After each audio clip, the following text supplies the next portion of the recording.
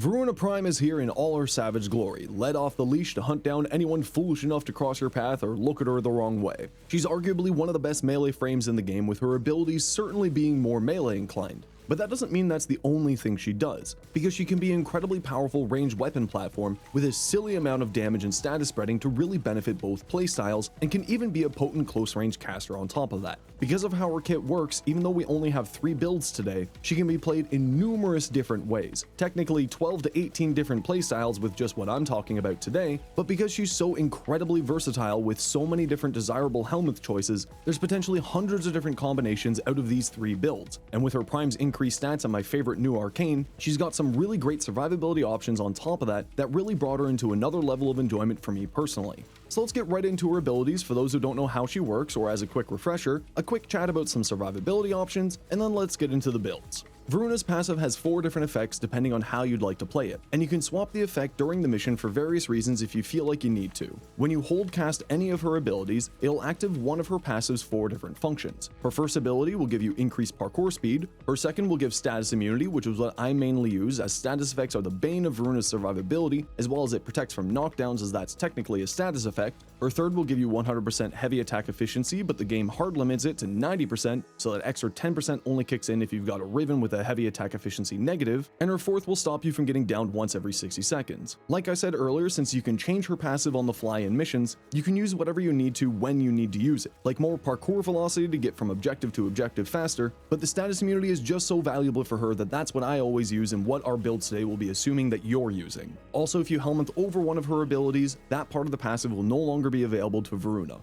Her first ability, Shroud of Dynar, will make Voruna invisible for its duration, and while invisible, she'll get 100% extra movement speed, allowing her to zoom around the map quickly and safely. When you break out of invisibility by attacking or when it expires, she'll get a buff that will increase your melee critical damage by 2 times, 100% critical chance, and 100% status chance, all of which are final increases to your melee attacks, as well as give all of her melee attacks a Force Slash proc. However, that Force Slash effect doesn't apply to melee attacks that have a range component such as Gunblade, Glaives, or other projectiles, but the other sides of the buffs will still work on those types of weapons. The buff lasts for 3 seconds and can be increased up to a maximum of 8 seconds once per cast by slaying enemies, which does get affected by ability duration, meaning that you'll have to be recasting Shroud of Dynar fairly frequently to keep that buff rolling. When you cast her second or attack with her fourth while invisible, she'll briefly break out of invisibility for a split second before going back into invisibility, and that invisibility blip won't activate the buff side of things for the ability. Its augment, Prey of Dynar, works with her second ability, so let's talk about that first and then come back to it in a moment.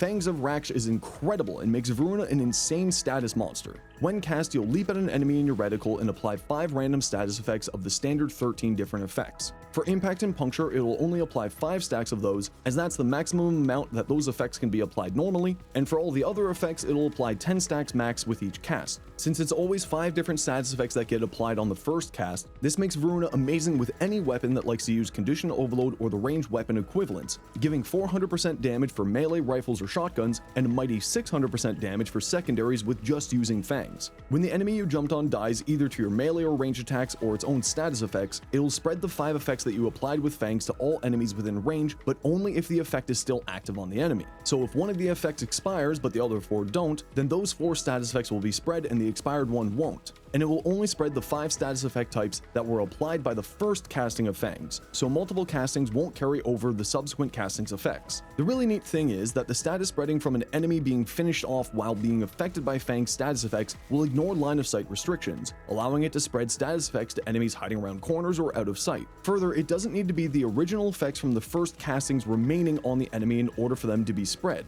As long as it's the same type of effect being applied to the enemy from weapons or subsequent castings, it'll still count that first casting's effect as being active and thus will spread them. Subsequent castings can apply the same effects as the first cast, which can be useful for those effects that have no hard cap. For damage over time status effects, their damage scales off of the ability's damage, but it's a bit weird when it spreads to other enemies. Essentially, and super overly simplified for time, let's say you apply heat with your cast. If it were only the heat from the casting being spread, the spread damage will be the exact same damage as the first cast, but if you apply heat in another way such as with weapons, the weapons cause status effects damage will also carry over to the spread status effects damage, but it will only spread 10 status effects of heat, but those 10 stacks will do amplified damage based on the effects applied from other sources. So if you're wanting to take the most of this status spreading for those damage over time effects, you'll want to make sure to mod your weapons with a diverse spread of damage damaging status effects. I'd recommend choosing a weapon with slash, and then mod for one or two of the damage over time elemental effects, such as gas and electric, to maximize the odds of those effects being applied by the ability, and thus transfer over the increased damage when the enemies affected by the ability gets done in.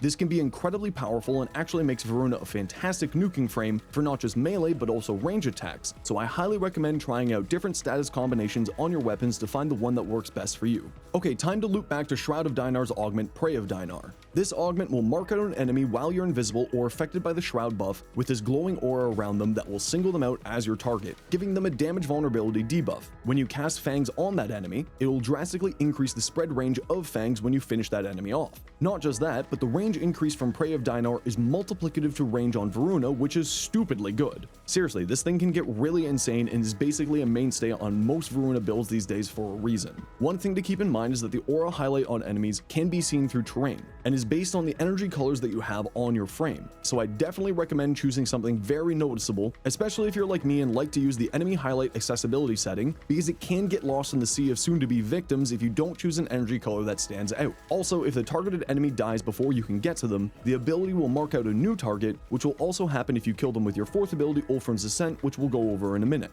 Now on to her third ability, Lycath's Hunt. This is pretty simple and easy to go over. When cast, it'll be active for its duration. When you slay an enemy with 5 status effects, oh hi there Fangs, with your 5 different status effects on cast, its duration will increase by 5 seconds to a hard cap maximum of 60 seconds. When you finish off an enemy with a melee attack, they'll drop a health orb, and when you finish them off with a headshot from a ranged weapon, they'll drop an energy orb. This is incredible when combined with Equilibrium or Violet Archon Shards with the same effect, so make sure you're using those to fuel her casting. Lastly, we have her fourth ability, Ulfrun's Descent, which is wild both figuratively and with the prime version of Voruna quite literally now. When cast, you'll get on all fours, gain 50% movement speed, and get these 5 charges that you can see here under your reticle. When you try to melee or shoot, you'll instead leap at an enemy and consume one of those 5 charges, and deal slash damage to them, dealing a guaranteed slash effect to the target, and some slash AoE damage around the target. When you slay someone with the direct attacks from Ulfrun's Descent, you'll see the ability gets a combo multiplier shown under the ability charges on your reticle, giving the attack significantly more damage, some critical chance, and some critical damage, up to a maximum of 900% damage, 22.5% critical chance, and a 0.45 critical multiplier at 10 stacks after you finished off 5 enemies with its direct attacks. If you're using Voruna Prime, she'll walk around on all fours with the ability active,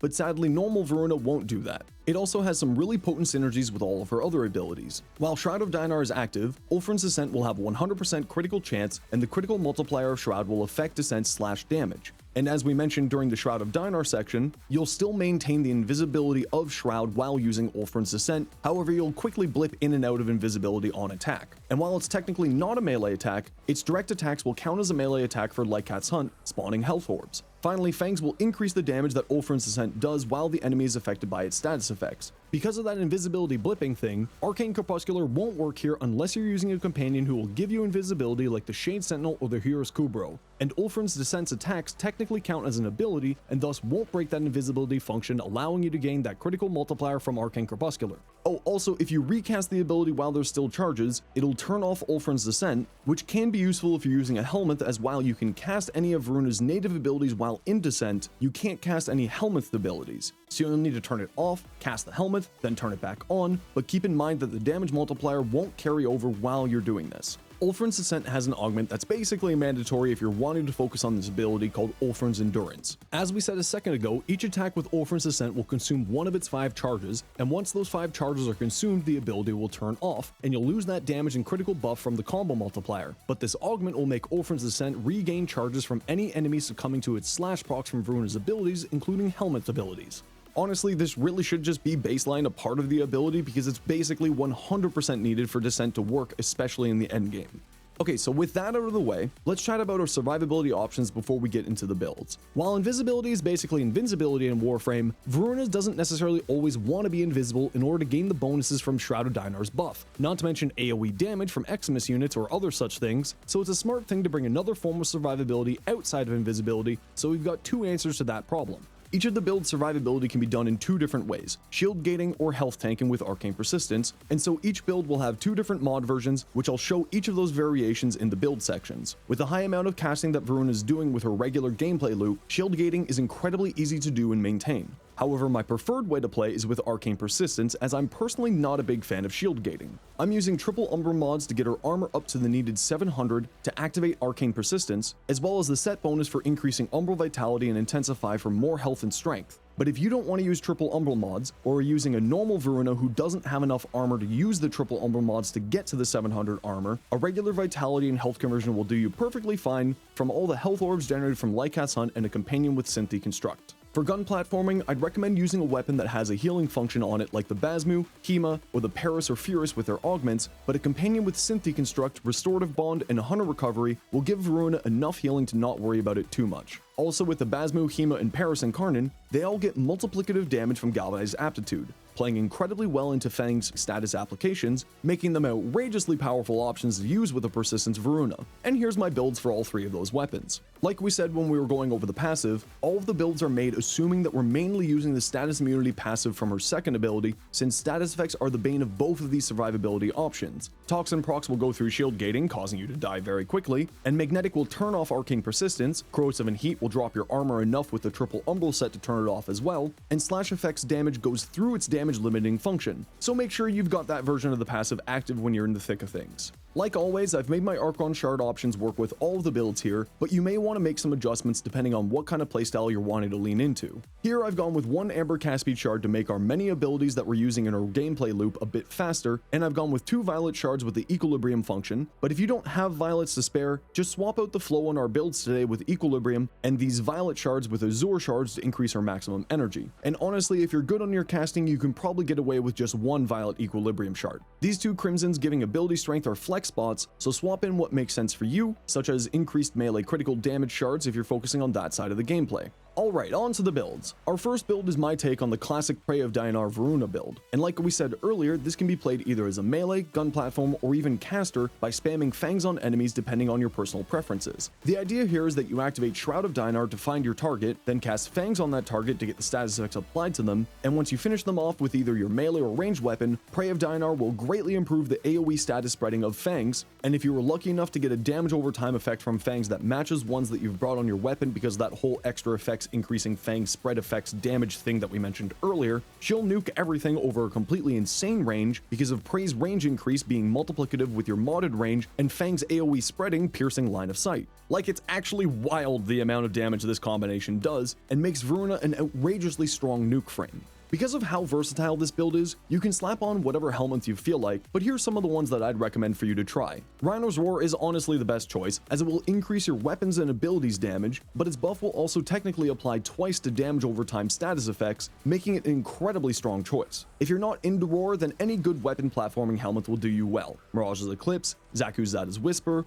Grendel's Nourish, Goss's Thermal Sunder with its Thermal Transfer Augment, Volt's Shock with its Augment Shock Trooper, Kulva's Wrathful Advance, Valkyr's Warcry, Wisp Breach Surge if you want to go casting. Seriously, there's a ton of great options, so be sure to give them all a try to find what works best for you. But no matter which of the helmet options you decide to use, any of them are going to be going over her fourth ability, Ulfrun's Descent. Because of our ability to choose which flavor of survivability we can go with here, you can technically play this in over 6 different ways, melee, ranged, or caster, with health or shield gating for each, so be sure to try out some different variations. Also worth noting, this build works fantastically well with the mecha set for its status spreading shenanigans, which you can replace the Prime Continuity and Aura for those set mods on Voruna. I'd recommend using the Feral Predacyte for the companion for this combination, whose build is linked in the description for you. And here's the mods for the build, which as we said, we're focusing super high into our range here, because of that whole Prey of Dynar multiplicative range bonus thing that we went over earlier, with enough strength to increase our helmet of choice buff so that we're able to get the most out of them. As most helmet options are going to want some really significant strength, we're also playing into that with Growing Power, the Umbral set, and Arcane Impetus. Since Fangs of Raksh can apply all 13 of the normal status effects in the game, we're able to get Arcane Impetus up to its usual maximum, giving this build an additional 78% power strength and 39% efficiency, which is completely wild and significantly increase all of your abilities, damage, and buffs. As we mentioned just a second ago, you can also make this into a Mecha Voruna very easily, in which case you'll replace the Aura with Mecha Empowered and the Prime Continuity for Mecha Pulse. And if you're wanting to do the whole shield gating thing rather than Arcane Persistence, here's that variation of the build for you, and again, this can be made into a Mecha build by doing those exact same swaps.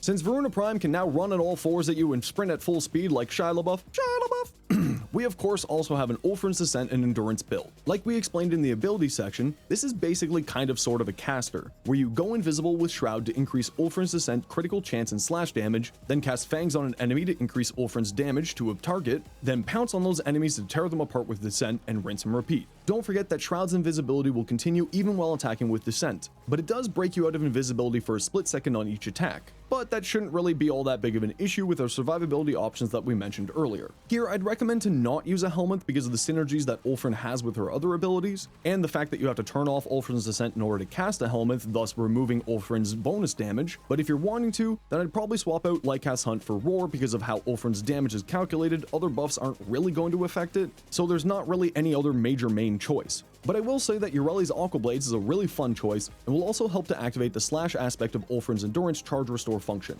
If you've gone with a helmet, just make sure that your companion has Synth Deconstruct to spawn health orbs to turn into energy with either Equilibrium or the Violet Archon Shards. Here's the mod for the build, and again I've gone with Prey of Dynar so that we get the damage vulnerability and status spread range for its interaction with Fangs, but honestly it's a bit overkill, but on the other hand there's no kill like overkill in Warframe. If you're not wanting to use Prey of Dynar for whatever reason, just swap it out for some more range, strength, or duration, whatever makes the most sense for your playstyle. Since Ulfrun's Descent's damage scales fairly well off of strength, we're going super hard into that, with Overextended feeding the range of Fangs and Prey of Dynar, and again Arcane Impetus will be giving us 78% ability strength and 39% efficiency to boost her up even more. And like before, here's the shield gating version as well. Since we really only care about the strength being specifically in Ulfrun's Descent, you may want to swap out Umbral Intensify for Precision Intensify to give it a significant strength boost. And lastly, we've got something a little bit different, a melee or ranged weapon platform using Cyto9's Evade to maintain our invisibility continuously. Here the idea is to utilize headshots as our main damage source while jumping on enemies with Fangs to give our weapons increased damage from Condition Overload or the galvanized versions for your ranged weapons. Now you might be thinking how this could also be a melee build because we want to be getting headshots to increase the duration of Evade and also heal us, and the answer to that is by using Gunblades. Technically all melees can land headshots, but I've just been enjoying using my Redeemer Prime here with his heavy attacks to really dish out an insane amount of damage, which can utilize the critical and status buff from Shroud to amp up its damage significantly, but remember, because it's not technically a melee, it's a ranged melee, it won't get the guaranteed slash procs from Shroud. And this also allows us to take advantage of the new Tennokai mod Truth's Flame for Tennokai spamming, giving the Redeemer even more damage. Any of the Gunblades will work well here. I just personally really enjoy the Redeemer, so that's what I'm using, and here's the build for that. Evade will also restore health to Voruna, making this version of the build work incredibly well with our Persistence health tanking option. Here we're once again going into some pretty good range to get the status spreading of Fangs and Prey to a fairly good amount, with some decent duration to increase Evade's maximum invisibility time. Since we're always going to be invisible with Evade as Shroud doesn't really keep you invisible properly, I've gone with Arcane Crepuscular to give us some additional ability strength, but more importantly the final critical multiplier for both our ranged and melee weapons. And just like with our other builds, here's a shield gating version for those of you who wish to use that version of survivability. And there we have it, 3 incredibly strong builds with potentially hundreds of different variations for you to enjoy and use to find your perfect version of Voruna to suit your tastes. Until her prime, she wasn't exactly a frame that I enjoyed, because I'm not really that big of a fan of shield gating on her. But with the increased stats on her prime version with Arcane Persistence, I've really found a happy place with her kit, and I'm certainly going to be playing her much more regularly. And I finally get why so many people really love her. She's an incredibly versatile frame and playstyle, even if her builds aren't exactly super high in variation, being mostly focused on range and status shenanigans, but I hope that there was something neat and new for you to enjoy here in this video. As always, a like on the video is greatly appreciated, and a special thanks to all of you who are YouTube members. The extra support is greatly appreciated, so thank you very much. And as always, sub for more tips and swing by my stream if you need any help.